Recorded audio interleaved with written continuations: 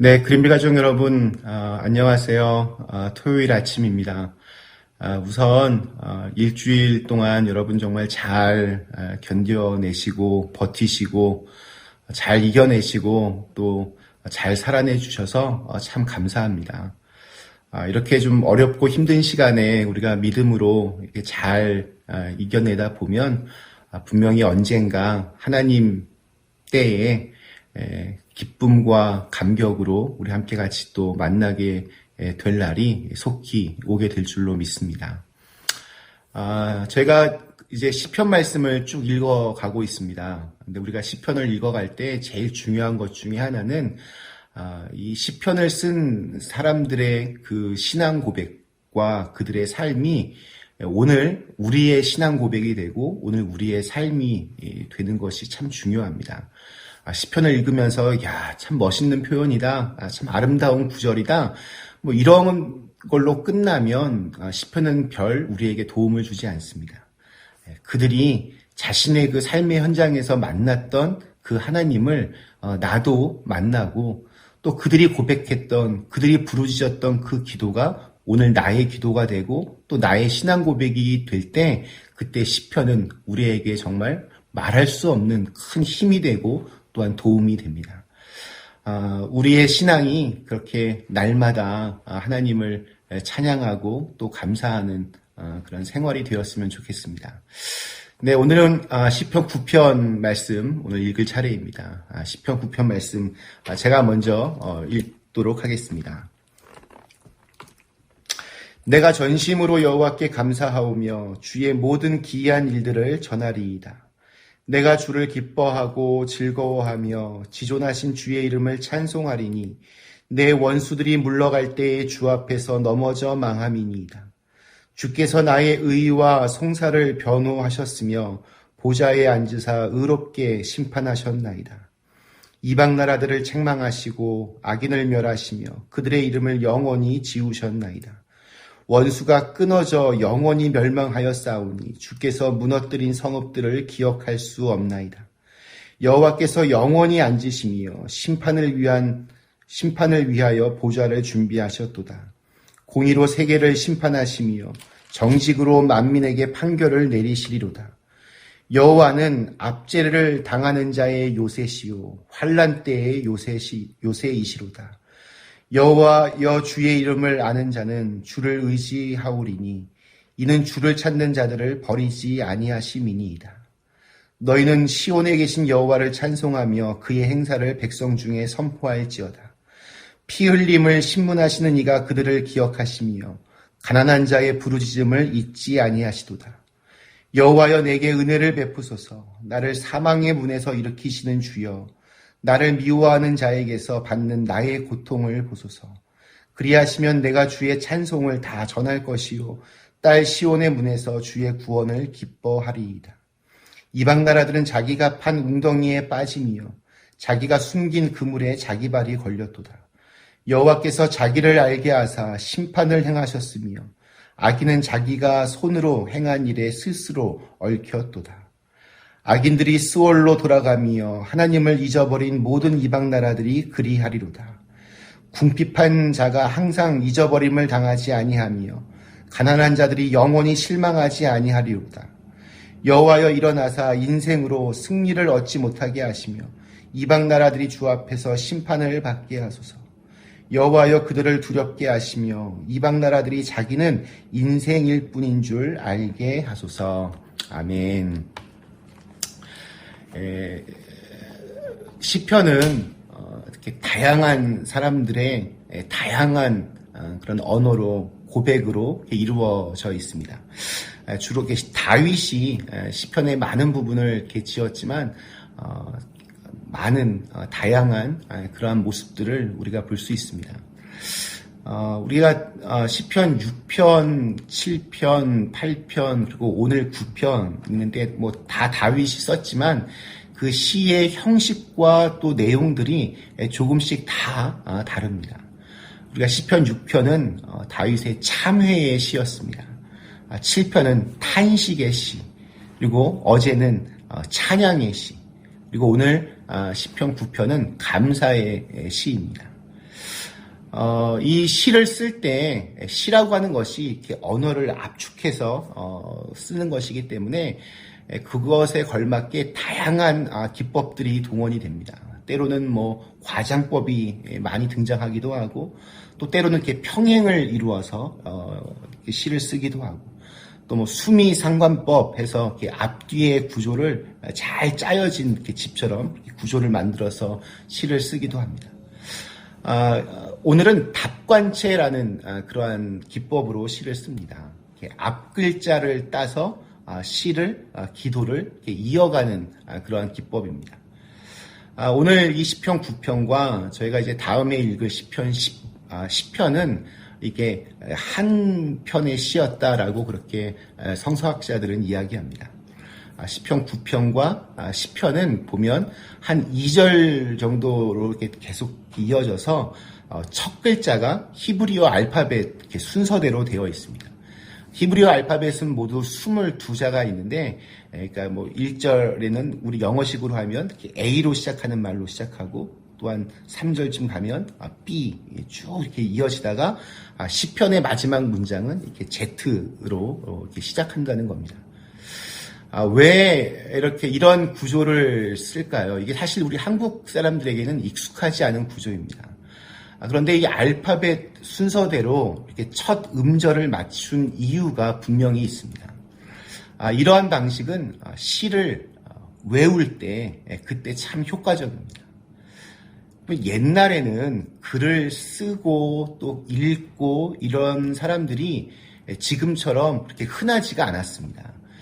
글을 읽고 쓰는 사람들이 굉장히 한정되어 있었습니다. 그런데 이스라엘 민족은 자신들이 믿었던 고백하는 그 하나님에 대한 참 귀한 말씀들이 있을 때는 이것을 어릴 때부터 이것을 다 이렇게 외우도록 그렇게 교육을 시켰습니다. 조금 긴 내용들을 외울 때 여러분 가장 많이 쓰는 방법은 이렇게 앞 글자만을 이렇게 따로 띄어서 이렇게 외우는 겁니다. 우리 어릴 때 우리 그 역사 시간에 조선시대 왕 이름 외울 때 여러분 어떻게 외우셨습니까?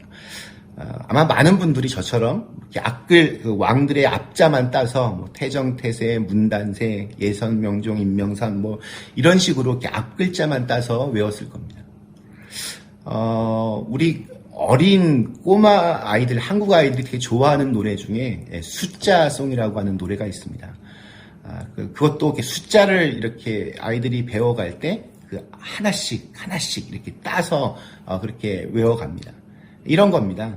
그러니까 1 그러면 1초라도 안 보이면 2 이렇게 초조한데 3초는 어떻게 기다려? 네, 잘 안 되네요. 네, 이렇게 1, 2, 3 거기에 맞춰서 말들을 만들어가는 겁니다. 이렇게 해서라도 외우는 것이 중요하다라고 그들은 생각했습니다. 여러분 먹은 단순히 읽는 것으로 그쳐서는 안 됩니다. 암송할 수 있을 때 암송해야 됩니다. 우리가 소가 음식을 먹을 때 자꾸 되새김질을 하는 것과 비슷합니다. 하는데 하나님의 말씀은 이렇게 암송할 때 그 단맛이 우러나고 또 그 능력이 드러납니다. 여러분 신앙은 그냥 관념이 아닙니다. 아주 생생한 체험입니다. 우리는 그것을 간증이라고 그렇게 부릅니다. 우리가 좋아하는 찬송가 288장 이것이 나의 간증이요 이것이 나의 찬송일세. 우리는 간증을 먹고 삽니다. 간증이라고 하는 것은 과거에 도우셨던 하나님의 은혜입니다. 과거에 하나님께서 그렇게 나를 도와주셨으니 지금 내게 닥친 문제도 반드시 해결해 주실 것을 믿고 확신하는 것입니다. 다윗이 6절 마지막 부분에서 이렇게 간증을 합니다. 주께서 무너뜨린 성읍들을 기억할 수 없나이다. 그러니까 너무나 많은 성읍들을 정복하게 해주신 그 하나님을 기억하고 있는 것입니다. 이제 또한 다른 적들이 다윗을 노리고 있지만 다윗은 두려워하지 않습니다. 왜냐하면 나로 하여금 수많은 간증거리를 주셨던 하나님께서 지금도 나와 함께 하시기 때문이다. 그는 그렇게 믿었습니다. 머릿속에 있는 그냥 관념적으로 존재하는 하나님은 별 힘이 없습니다. 아브라함의 하나님, 이삭의 하나님, 야곱의 하나님, 살아계신 하나님, 이 하나님이 저와 여러분과 함께 하십니다. 여러분, 간증이 없는 신앙은 죽은 신앙이라고 그렇게 이야기합니다. 여러분의 간증은 무엇이 있으십니까? 지금의 나를 나되게 만들었던 하나님의 은혜가 여러분 무엇입니까? 오늘 또한 새롭게 채워주시는 하나님의 간증은 여러분 가지고 계십니까? 지금 내 신앙이 제대로 서 있는지를 아는 방법은 굉장히 간단합니다.